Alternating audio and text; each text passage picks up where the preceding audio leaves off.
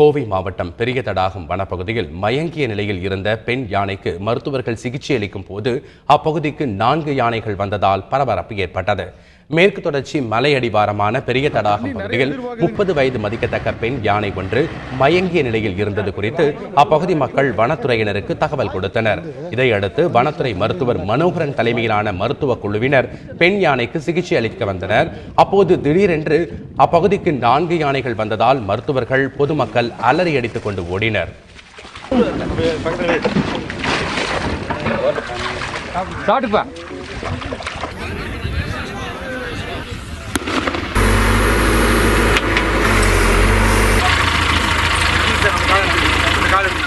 இதையடுத்து கும்கி யானைகள் வரவழைக்கப்பட்டு 4 யானைகளை அப்பகுதியில் இருந்து வனத்துறையினர் விரட்டியடித்தனர்.